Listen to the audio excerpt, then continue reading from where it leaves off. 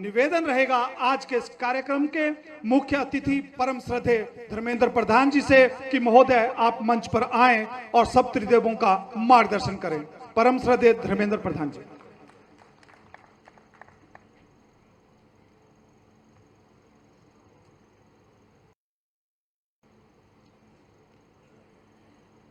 भारत माता की, भारत माता की, भारत माता की। नरेंद्र मोदी जिंदाबाद, नरेंद्र मोदी जिंदाबाद, नरेंद्र मोदी जिंदाबाद। आज की हमीरपुर लोकसभा हिमाचल प्रदेश के लोकप्रिय मुख्यमंत्री, हम सभी के नेता, मेरे बड़े भाई श्री जयराम ठाकुर जी, प्रदेश के अध्यक्ष, शिमला के लोकसभा के सदस्य आदरणीय सुरेश कश्यप जी, हम सभी के अभिभावक, इस प्रदेश में भारतीय जनता पार्टी को घर घर तक लंबे समय की प्रयास से पहुंचाने वाले प्रदेश के पूर्व मुख्यमंत्री आदरणीय प्रोफेसर प्रेम कुमार धूमल जी, मोदी सरकार में युवा व्यापार सूचना प्रसारण विभाग के कैबिनेट मंत्री, मेरे अत्यंत मित्र छोटे भाई अनुराग ठाकुर जी, संगठन के प्रदेश के सह प्रभारी आदरणीय संजय टंडन जी, प्रदेश के वरिष्ठ मंत्री महेंद्र ठाकुर जी, वीरेंद्र कनवर जी, विक्रम ठाकुर जी, राजेंद्र गर्ग जी, प्रदेश के पूर्व अध्यक्ष, अभी इस पार्लियामेंट के पालक मेरे मित्र सतपाल सत्ती जी, नवनिर्वाचित राज्यसभा सदस्य आदरणीय सिकंदर कुमार जी, इस सभा के संचालक आदरणीय तिलोक जम्वाल जी, हमारे बीच में उपस्थित पार्टी के प्रदेश के संगठन मंत्री पवन राणा जी, वरिष्ठ नेता रमेश ज्वाला जी, कमलेश जी, रविंद्र रवि जी, बलदेव शर्मा जी, जिला के अध्यक्ष, शहर के विधायक आदरणीय नरेंद्र ठाकुर जी, विधायक मित्र बलवीर चौधरी जी, राजेश ठाकुर जी, सुभाष ठाकुर जी, कोतवाल जी, रणधीर शर्मा जी, पूर्व विधायक, और इस कार्यक्रम में उपस्थित कार्यकर्ता भाइयों और बहनों, युवा साथीगण, पत्रकार साथीगण, मैं आप सभी का इस त्रिदेव सम्मेलन में स्वागत करता हूं। मित्रों, मैं लंबे समय तक पार्टी की संगठन की निचले इकाई से राष्ट्रीय महामंत्री की भूमिका में काम किया हूं। जब 2012 में हिमाचल प्रदेश ने इस संगठन की अनोखा उपक्रम को खड़ा कर रहा था त्रिदेव के नाम पे, तब भी मैं उसको दूर से देख रहा था। मेरा सौभाग्य है मैं आज आपके बीच में उसको महसूस कर रहा हूं, उसको अनुभव कर रहा हूं। पिछले 2.5 घंटे में मैं एक भव्य चित्र, जिसको मैं कभी सुना था, जिसको कभी मैं जानकारी के रूप में रखा था, आज उसको मैं साक्षात इस देव दुर्लभ कार्यकर्ताओं को पिछले 2.5 घंटे में, मैं बार बार 2.5 घंटा इसीलिए कहता हूं। अभी जयराम जी कह रहे थे कि हर एक कार्यकर्ता की सीट निश्चित था। अभी जम्वाल जी ने उल्लेख किया 99% की उपस्थिति है, शादी विवाह का माहौल है, उसके बाद भी जिसको जो काम, वही कार्यकर्ता अपने ही स्थान पे 2.5 घंटा से बैठे हैं और मेरे को 10-15 मिनट आपको झेलना ही पड़ेगा। और दामाद हूं तो थोड़ा तो झेल ही लेंगे। मित्रों, ये अपने आप में 2022 में संगठन शास्त्र की दुनिया के लिए माननीय प्रधानमंत्री नरेंद्र मोदी जी के नेतृत्व में, जगत प्रकाश नड्डा जी के नेतृत्व में भारतीय जनता पार्टी आज दुनिया की सबसे बड़ी राजनीतिक संगठन बन चुकी है। जब हम कहते हैं दुनिया की सबसे बड़ा राजनीतिक संगठन, ये सिर्फ एक स्लोगान नहीं है, ये सिर्फ एक कहावत नहीं है, ये एक अनुभव करने के लिए विषय है, ये एक समीक्षा की विषय है। ये संगठन शास्त्र की एक अनोखा प्रयोग है, जिसकी 4 प्रयोग चुनाव की 6 महीना पहले प्रदेश इकाई ने सोचा है। आज हमें सौभाग्य आपने दिया हमीरपुर लोकसभा में, और इस लोकसभा की चरित्र भी है। 17वीं लोकसभा में आज हम उपस्थित हैं। 17 बार में से 9 बार भारतीय जनता पार्टी को ये देव दुर्लभ कार्यकर्ता पार्लियामेंट की सदस्य करके पहुंचाए, आप पार्टी की राष्ट्रीय नेतृत्व बनाए। वो प्रेम कुमार धूमल जी हो या आज अनुराग ठाकुर जी हो। इसी संसदीय क्षेत्र से हमारे राष्ट्रीय अध्यक्ष आते हैं जगत प्रकाश नड्डा जी। इसी संसदीय क्षेत्र में अनेक संगठन के प्रयोग आज देश की लोकप्रिय प्रधानमंत्री नरेंद्र मोदी जी ने किया है। इसलिए आप लोग आपकी जिम्मेवारी को जानते हो, आपकी ताकत को आप जानते हो, आपके सामने रही चुनौती को भी आप जानते हो।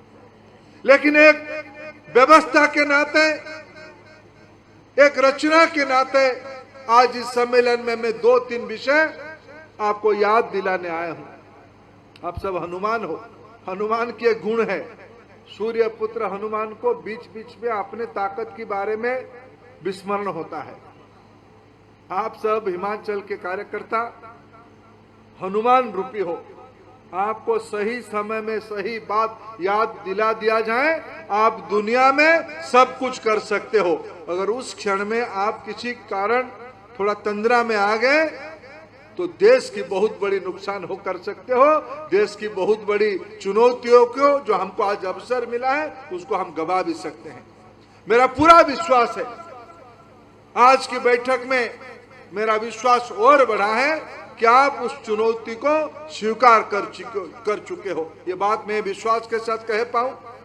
मैं जब नड्डा जी को यहां से लौट के जाऊंगा ये कह पाऊं, मेरे को यहाँ आने के लिए स्वयं नड्डा जी का ही आदेश था, धर्मेंद्र आपको जाके एक त्रिदेव सम्मेलन को संबोधित करके आना है। तो मैं आपसे उत्तर चाहता हूं, क्या मैं नड्डा जी को और माननीय प्रधानमंत्री जी को, BL संतोष जी को जाके संतोष के साथ कहे क्या पाऊं, हिमाचल के कार्यकर्ता त्रिदेव सम्मेलन में हमीरपुर की संसदीय क्षेत्र के कार्यकर्ता चुनौतियों को स्वीकार कर चुके हैं? ने आवाज के साथ कहिए, हाथ मत उठाइए। स्वीकार कर चुके हैं? पक्का? बहुत बढ़िया बात है। मित्रों, ये एक आदर्श की स्थिति है। मेरे मन में कोई संदेह न कभी था न आज भी है। आज मेरे पूर्व वक्ताओं ने प्रदेश में की हुई काम, देश में किया जा रहा है काम, और हम लोगों की दायित्व और भूमिका के बारे में आपको उल्लेख किए। मैं चीजों को दोहराना नहीं चाहूंगा, 1-2 बात को सिर्फ याद दिलाना चाहूंगा। ये कल्याणकारी सरकार, आखिर दिल्ली में अनेक सरकार बैठे थे, शिमला में भी हमें प्रदेश की जनता ने बार बार मौका दिया। हमारी नेता शांता कुमार जी की समय से हो, अगर मैं हमीरपुर आऊं, ठाकुर बलदेव जी का नाम ना लूं तो उस स्मृति अधूरी रह जाएगी। प्रेम कुमार धूमल जी के नेतृत्व में हमें कई बार सरकार बनाने की अवसर मिला है। आज नई पीढ़ी के नेता के नाते आदरणीय जयराम जी हमको नेतृत्व कर रहे हैं। हमें कभी इसको सत्ता नहीं माना, हमने उसको सेवा ही माना। आज देश में, इसलिए प्रधानमंत्री जी ने कहा, मैं देश की प्रधानमंत्री नहीं हूं, मैं देश की प्रधान सेवक हूं। ऐसे ही जयराम जी आज प्रदेश की प्रधान सेवक की भूमिका में, हमने इसको कभी सत्ता, उसको कभी उपभोग, कभी उसको मौज मस्ती का अवसर नहीं माना। यह बात हो सकती है कभी कभी हमने कुछ बात को पूरा नहीं कर पाया होगा, लेकिन आज जब हम प्रदेश में अनेक बार सत्ता में आए, सेवा का अवसर हमें मिला और पिछले 8 साल से निरंतर प्रदेश के आशीर्वाद से नरेंद्र मोदी जी देश की प्रधानमंत्री का जिम्मेवारी लिए हैं। हमने विनम्रता के साथ हमारी सेवा को हम आगे चला रहे हैं। एक कल्याणकारी व्यवस्था, जिस कल्याणकारी व्यवस्था में सबसे ज्यादा ध्यान युवाओं के बारे में, सबसे ज्यादा ध्यान महिलाओं के बारे में, सबसे ज्यादा ध्यान गरीबों के बारे में, सबसे ज्यादा ध्यान समाज की वंचित वर्गों के बारे में हमने दिया है। मैं अनेक कार्यक्रम गिना सकता हूं, केंद्र और राज्य दोनों के कार्यक्रम गिना सकता हूं। आजादी की अमृत महोत्सव हम मना रहे हैं। आने वाले 25 साल हम अमृत काल में प्रवास करेंगे। 2047 तक हम दुनिया में भारत को विश्व गुरु की स्थान तक पहुंचाने का कटिबद्ध हैं। यह हमारा धारणा है, इसको हम पूरा भी करके रहेंगे। मित्रों, हम सरकार बनाने के लिए चुनाव नहीं लड़ते हैं। हम देश बनाने के लिए, प्रदेश को चरम वैभव की स्थिति में ले जाने के लिए राजनीतिक संगठन में काम करते हैं। गरीबों की घर हो, गरीबों के घर में बिजली पहुंचाने की बात हो, चिकित्सा सेवा उपलब्ध करने की बात हो, मैं जयराम जी को धन्यवाद दूंगा, देश की ओर से आभार प्रकट करूंगा। मिसाल खड़ा किया हिमाचल की टीकाकरण व्यवस्था ने 100% टीकाकरण करके आपने देश में मिसाल खड़ा किया। मैं आपके नेतृत्व को, प्रदेश की जनता को आभार प्रकट करता हूं, बधाई देता हूं। उज्ज्वला योजना हो या कोरोना के समय में गरीबों को 2 साल तक निरंतर राशन देने के काम हो। मित्रों, दुनिया की स्थिति स्वाभाविक नहीं है। मैं लंबे समय तक मोदी जी की आशीर्वाद से देश की पेट्रोलियम विभाग के काम संभाला। एक समय आया था पेट्रोलियम प्रोडक्ट की दाम $40-50 में रहती थी, लेकिन आज 3 गुनी कच्चे तेलों की दाम बढ़ चुका है। $120 पर बैरल हो चुका है।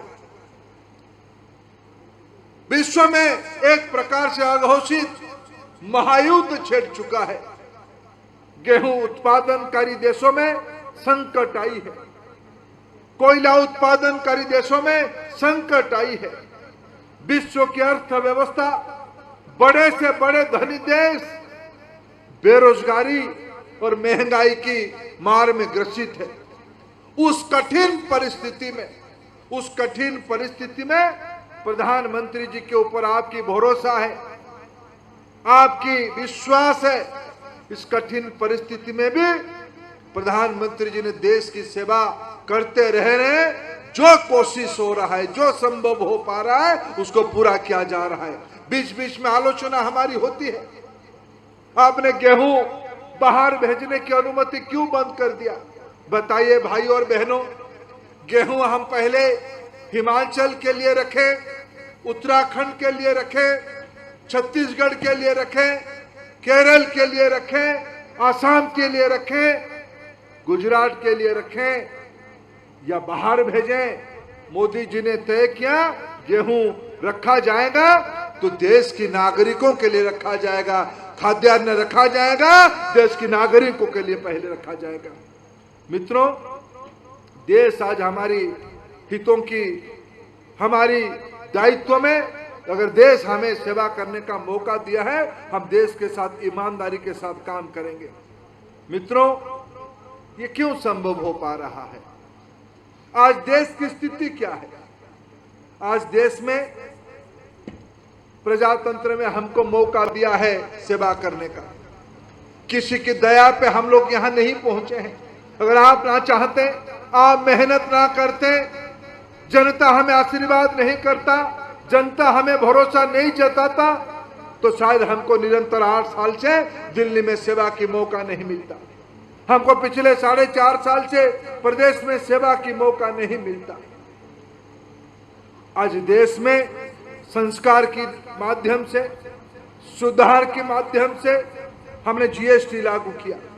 पहले जीएसटी लागू करते हुए आज जैसे स्थिति था, हमने नोटबंदी लागू किया, कुछ लोगों को दिक्कत हुई।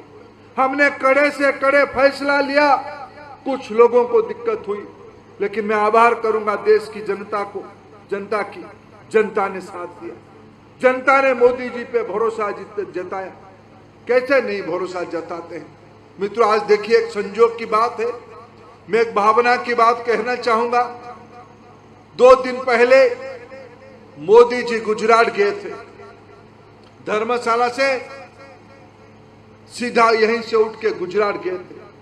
गुजरात में उन्होंने अपनी मां की शतायु की अवसर पे आशीर्वाद लेने के गए थे, उनकी चरण बंदन करने के लिए गए थे। देश की जनता ने उस चित्र को देखा है। उन्होंने एक भावना की बात लिखी है। उन्होंने देश के अखबारों ने, मैं मीडिया के मित्रों को धन्यवाद देता हूं, उन्होंने उसको छापा है। मैंने भी उसको पढ़ा। उसमें 2-3 वाक्य मैं आपके सामने उद्धृत करना चाहूंगा। उन्होंने कहा है, मेरे मां कभी स्कूल नहीं गई। मेरे मां की एक ही चिंता था, मेरे मां दूसरों के घर में बर्तन मांजती थी। हमारे घर के ऊपर छत नहीं होता था। बारिशों के दिनों में मेरे मां घर के नीचे बाल्टी बर्तन रख के हमको सुरक्षित करती थी। गर्मियों के दिनों में छत को ठीक करके हमको धूप से बचाते थे, गर्मी से बचाते थे। मित्रों, ऐसे गरीब घर से आया हुआ व्यक्ति, गरीब मां का बेटा जब देश की मुखिया बनता है तो देश के गरीबों के बारे में चिंता करता है, माताओं के बारे में चिंता करता है, नई पीढ़ी के बारे में चिंता करता है, यह देश कैसे सुरक्षित रहेगा। मैं आपको, आपके माध्यम से प्रदेश की जनता को, विशेष करके हिमाचल में एक विषय को उल्लेख करना चाहूंगा, जिसके बारे में मेरे मित्र अनुराग जी ने भी कुछ चर्चा किया। यह भूमि देवभूमि है, मातृशक्ति का शक्तिपीठ है।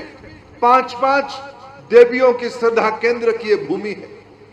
मित्रों, दूसरे कारण से भी इस भूमि को देश की जनता नमन करता है। इस भूमि की वीर सपूतों के कारण, भारत की सेना में आपकी योगदान देश कभी भूल नहीं सकता है, ना उस कर्ज से कभी आपको मुक्त भी नहीं कर सकता। आप, देश आपके कर्जदार है, आपकी सेवा के कारण देश सुरक्षित है।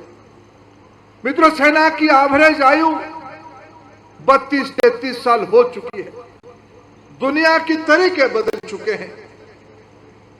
आज एक टैंक की रोक दूसरे टैंक नहीं करता है, एक टैंक की रोक एक छोटी सी द्रोण करता है। आज युद्ध की तरीके बदल चुके हैं।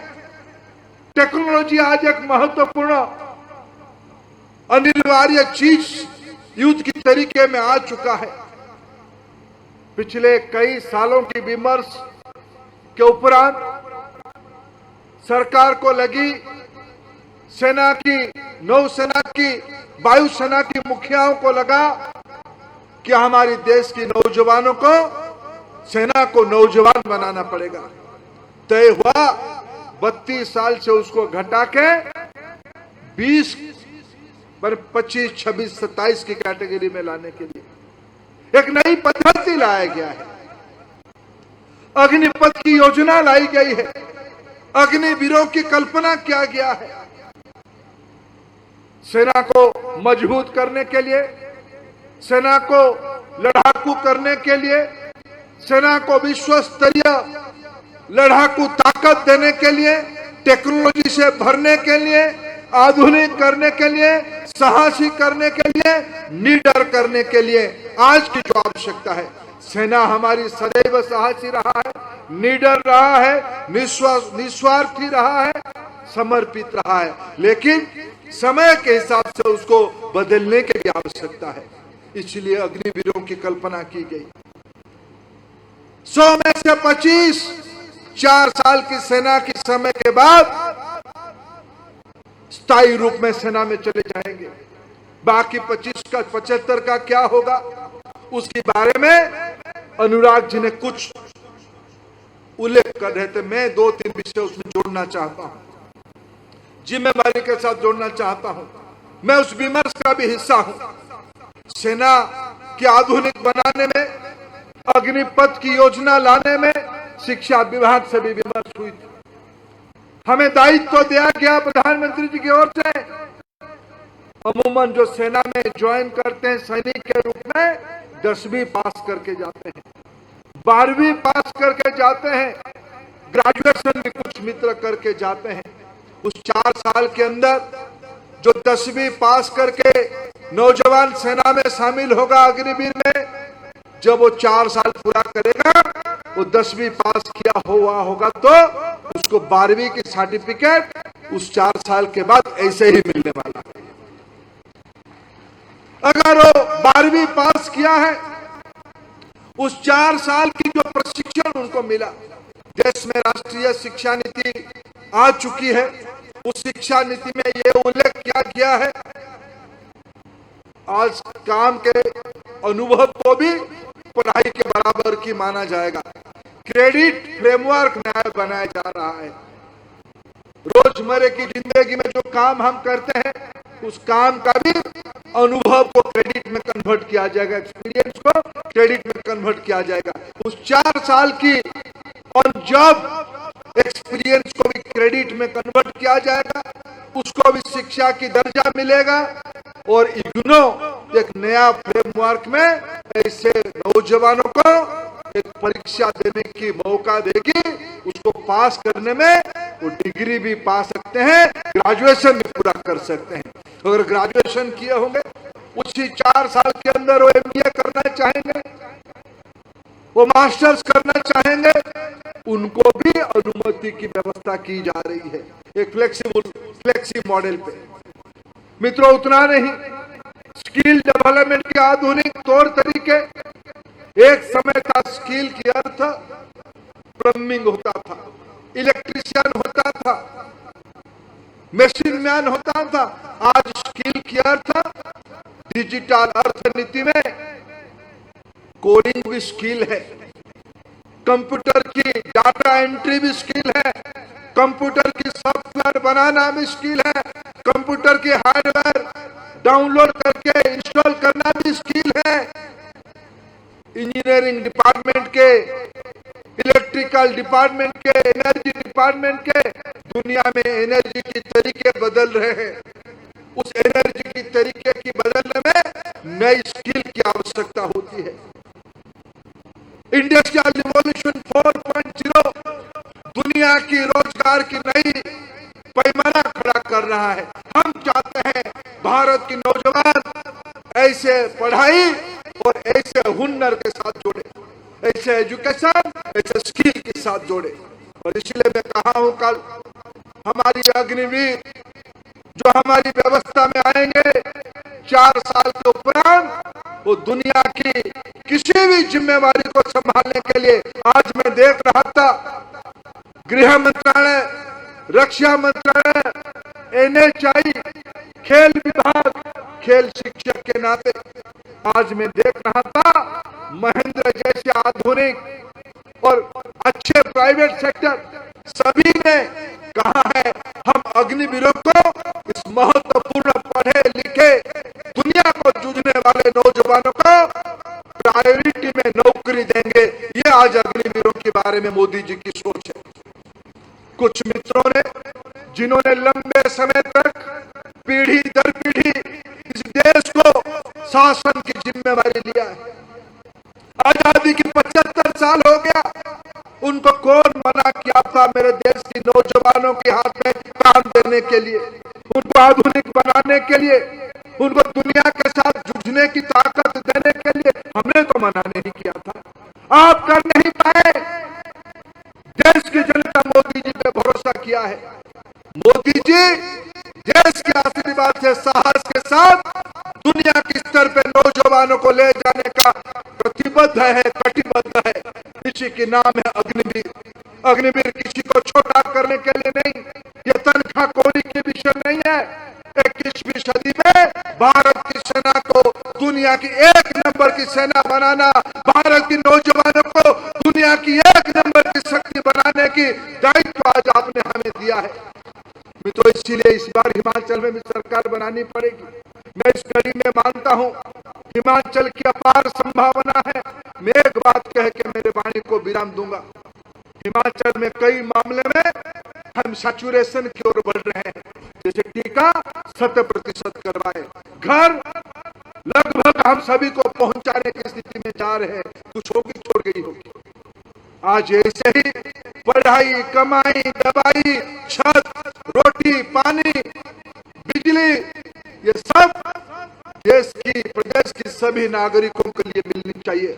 मैं निवेदन करने आए हैं, इस बार जब हम जाएंगे जनता के आशीर्वाद मांगने के लिए, मेरे कार्यकर्ता जाएं, किसी को एमएलए बनाने के लिए नहीं, किसी को मंत्री बनाने के लिए नहीं।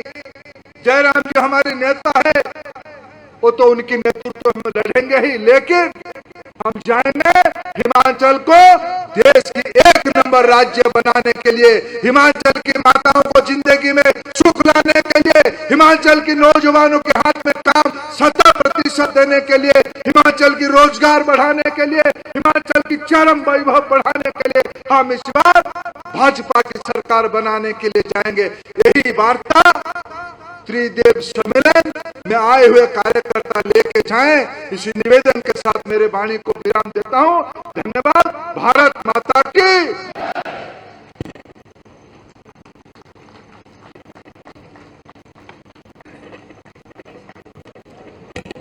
सब लोग बैठे रहेंगे। धन्यवाद सम्माननीय मुख्य अतिथि जी, माननीय मुख्यमंत्री जी, माननीय मुख्य अतिथि जी ने हम सबका बड़ी गर्मजोशी के साथ सबका मार्गदर्शन किया। मेरा सभी से विनम्र आग्रह है कि यहीं बैठे रहेंगे। मैं माननीय मुख्य अतिथि जी का बहुत बहुत धन्यवाद करता हूं कि जिन्होंने अपने व्यस्तम समय में से हम त्रिदेवों को संबोधित करने के लिए समय निकाला। महोदय आपका बहुत बहुत धन्यवाद।